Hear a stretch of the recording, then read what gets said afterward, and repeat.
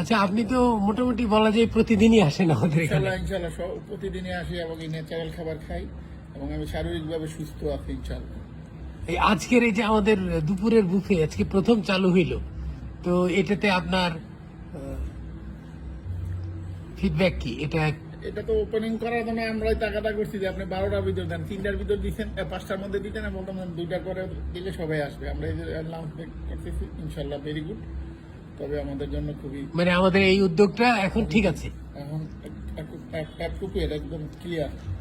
এটাই আপনাদের বাস্তব সবকিছু না, সকালে ব্রেকফাস্ট থেকে লাঞ্চ শুধু হয়ে যায় একবারে।